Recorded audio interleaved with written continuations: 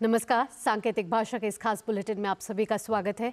मैं हूं आपके साथ भावना नैयर और मेरे साथ है मेरे सहयोगी शरद मुदगल, जो आप तक सांकेतिक भाषा में खबरें प्रस्तुत करेंगे। शुरुआत सुर्खियों के साथ। 75वें गणतंत्र दिवस की पूर्व संध्या पर आज शाम 7 बजे राष्ट्रपति द्रौपदी मुर्मू राष्ट्र को करेंगी संबोधित।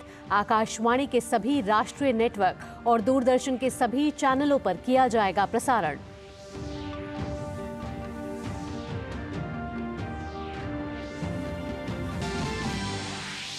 प्रधानमंत्री नरेंद्र मोदी आज उत्तर प्रदेश के बुलंदशहर को देंगे 19,000 करोड़ रुपए से अधिक की विकास परियोजनाओं की सौगात। रेल, सड़क, तेल और गैस और साथ ही शहरी विकास और आवास से जुड़ी अनेक परियोजनाएं करेंगे राष्ट्र को समर्पित।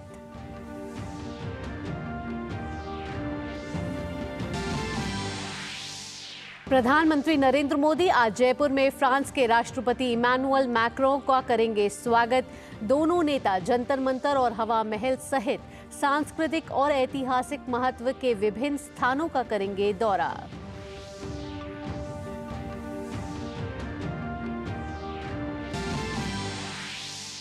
निर्वाचन आयोग के राष्ट्र सेवा के 75 वर्ष पूरे। वोट जैसा कुछ नहीं, वोट जरूर डालेंगे हम थीम के साथ देश भर में आज मनाया जा रहा है 14वां राष्ट्रीय मतदाता दिवस। राष्ट्रपति द्रौपदी मुर्मू प्रदान करेंगी नेशनल वोटर्स डे पुरस्कार।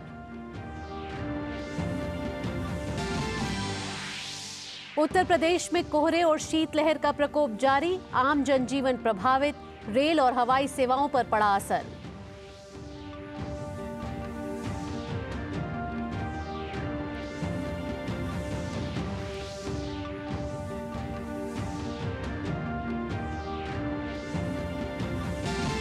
अंतर्राष्ट्रीय खबरों में रूस का एक सैन्य विमान यूक्रेन सीमा पर दुर्घटनाग्रस्त।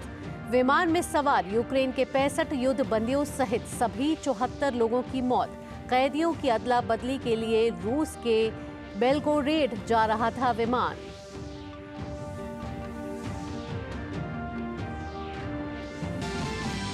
और खेल की खबरों में भारत और इंग्लैंड के बीच 5 मैचों की टेस्ट सीरीज का पहला मुकाबला आज से हैदराबाद में वर्ल्ड टेस्ट चैंपियनशिप के फाइनल में जगह बनाने के लिहाज से टीम इंडिया के लिए सीरीज बेहद अहम।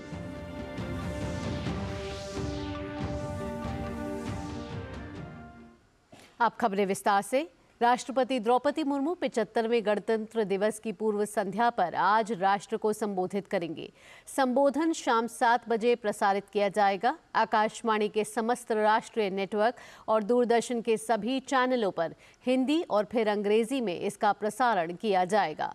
दूरदर्शन पर हिंदी और अंग्रेजी में संबोधन के प्रसारण के बाद दूरदर्शन के क्षेत्रीय चैनलों द्वारा क्षेत्रीय भाषाओं में प्रसारण किया जाएगा। संबोधन को आकाशवाणी अपने संबंधित क्षेत्रीय नेटवर्क पर रात 9:30 बजे से क्षेत्रीय भाषाओं में प्रसारित करेगा। अगली खबर की ओर बढ़ते हैं। प्रधानमंत्री नरेंद्र मोदी आज उत्तर प्रदेश में बुलंदशहर का दौरा करेंगे। पीएम बुलंदशहर में 19,100 करोड़ रुपए से अधिक की अनेक विकास परियोजनाएं राष्ट्र को समर्पित करेंगे। ये परियोजनाएं रेल, सड़क, तेल और गैस और शहरी विकास एवं आवास जैसे अनेक महत्वपूर्ण क्षेत्रों से संबंधित है। बुलंदशहर में प्रधानमंत्री डेडिकेटेड फ्रेट कॉरिडोर DFC पर न्यू खुर्जा न्यू रेवाड़ी के बीच डबल लाइन 173 किलोमीटर लंबे विद्युतीकृत खंड को दोनों स्टेशनों से मालगाड़ियों को हरी झंडी दिखाकर वीडियो कॉन्फ्रेंसिंग के जरिए राष्ट्र को समर्पित करेंगे। प्रधानमंत्री मथुरा पलवल खंड और चिपियाना बुजुर्ग दादरी खंड को जोड़ने वाली चौथी लाइन भी राष्ट्र को समर्पित करेंगे। ये नई लाइनें राष्ट्रीय राजधानी की दक्षिणी, पश्चिमी और पूर्वी भारत तक रेल कनेक्टिविटी में सुधार करेंगे। कार्यक्रम के दौरान प्रधानमंत्री इंडियन ऑयल की टुंडला गवारिया पाइपलाइन का भी उद्घाटन करेंगे। करीब 700 करोड़ रुपए की लागत से बनी यह 255 किलोमीटर लंबी पाइपलाइन परियोजना तय सीमा से काफी पहले पूरी हो गई है। प्रधानमंत्री ग्रेटर नोएडा में एकीकृत औद्योगिक टाउनशिप भी राष्ट्र को समर्पित करेंगे।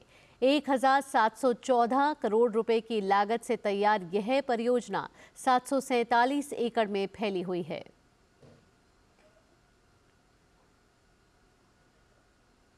प्रधानमंत्री नरेंद्र मोदी आज शाम जयपुर जाएंगे, जहां वे फ्रांस के राष्ट्रपति मैनुअल मैक्रों का स्वागत करेंगे। प्रधानमंत्री राष्ट्रपति मैनुअल मैक्रों के साथ शहर में जंतर मंतर, हवा महल और एल्बर्ट हॉल संग्रहालय सहित सांस्कृतिक और ऐतिहासिक महत्व के विभिन्न स्थानों का दौरा करेंगे।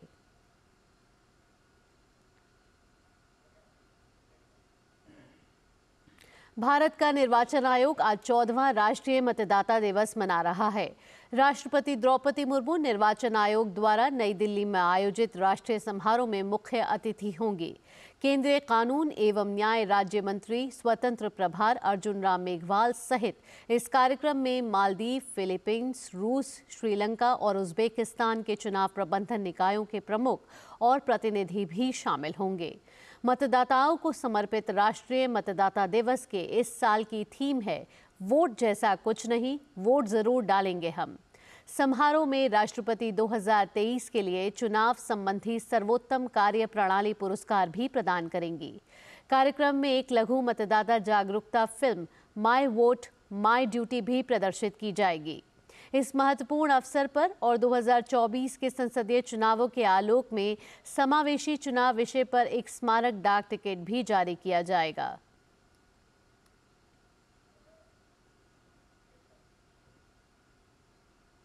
एक अमेरिकी रिसर्च कंपनी की रिपोर्ट के अनुसार अब अयोध्या दुनिया का सबसे बड़ा धार्मिक पर्यटन केंद्र बनने जा रहा है। रिपोर्ट के अनुसार हर साल 5 से 10 करोड़ तीर्थयात्री श्री राम लला के दर्शन करेंगे, जो मक्का और वेटिकन सिटी जाने वाले कुल तीर्थयात्रियों से ज्यादा होगा।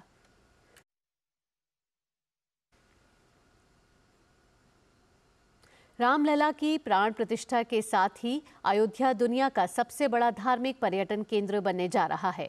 अमेरिकी कंपनी जेफरीज इक्विटी रिसर्च ने अपनी ताज़ा रिपोर्ट में अयोध्या में सालाना 5 से 10 करोड़ तीर्थयात्री आने का अनुमान लगाया है, जबकि मक्का में सालाना 2 करोड़ और वेटिकन सिटी में सालाना 90 लाख तीर्थयात्री आते हैं। रिपोर्ट के अनुमान के मुताबिक अयोध्या तीर्थयात्री के आगमन के मामले में घरेलू आध्यात्मिक केंद्रों को भी पीछे छोड़ने जा रहा है।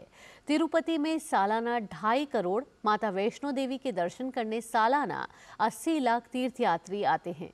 रिपोर्ट में ये कहा गया है कि इंफ्रास्ट्रक्चर की अच्छी सुविधा की वजह से अयोध्या बड़ी संख्या में तीर्थयात्रियों को आकर्षित कर सकेगा। अमेरिकी कंपनी जेफरीज इक्विटी रिसर्च की रिपोर्ट के मुताबिक अयोध्या में मंदिर निर्माण से लेकर अन्य इंफ्रास्ट्रक्चर के विकास पर 850 अरब रुपए खर्च किया जाना है। 14.5 अरब रुपए खर्च कर अयोध्या एयरपोर्ट के पहले चरण का काम पूरा किया गया है। इस प्रकार के 3 और टर्मिनल का निर्माण किया जाना है। अभी सालाना 10 लाख तो दूसरे चरण का काम पूरा होने के बाद सालाना 60 लाख यात्री अयोध्या हवाई जहाज से आसानी से आ जा सकेंगे। 2.4 अरब रुपए के निवेश से रेलवे स्टेशन का कायाकल्प किया जा रहा है और इसके अलावा अयोध्या में 73 नए होटल का निर्माण भी पाइपलाइन में है। रिपोर्ट के मुताबिक अयोध्या में पर्यटकों की संख्या बढ़ने से भारत के कुल पर्यटन को भी प्रोत्साहन मिलेगा और भविष्य में इससे देश के जीडीपी को बढ़ाने में मदद मिलेगी। अभी देश की जीडीपी में पर्यटन की हिस्सेदारी 6.8% है, जबकि अमेरिका और अन्य विकसित देशों के जीडीपी में पर्यटन की हिस्सेदारी 8% से अधिक की है। और अब मौसम से जुड़ी खबर। दिल्ली समेत पूरे उत्तर भारत में कड़ाके की ठंड और कोहरे का कहर जारी है। आज सुबह से ही दिल्ली में घना कोहरा छाया हुआ है। मौसम विभाग ने शीतलहर का अगले 5 दिन के लिए अलर्ट जारी कर रखा है। इस दौरान शीतलहर चलने के साथ ही कुछ स्थानों पर घना कोहरा छाए रहने की भी संभावना है। घने कोहरे के कारण रेल यातायात और विमानन गतिविधियों पर भी असर पड़ रहा है। केंद्रीय प्रदूषण नियंत्रण बोर्ड के अनुसार दिल्ली में वायु गुणवत्ता सूचकांक 400 के पार हो गया है, जो गंभीर श्रेणी में आता है। अब खेल से जुड़ी खबर। भारत और इंग्लैंड के बीच 5 मैचों की टेस्ट सीरीज की शुरुआत आज से हो रही है। सीरीज का पहला मुकाबला हैदराबाद के राजीव गांधी अंतर्राष्ट्रीय स्टेडियम में खेला जाएगा। टीम इंडिया की कोशिश सीरीज के पहले मैच को जीतकर अपने अभियान की शुरुआत करने की होगी, तो वहीं इंग्लैंड टीम की नज़र भारत को घरेलू मैदान पर पटखनी देने पर होगी।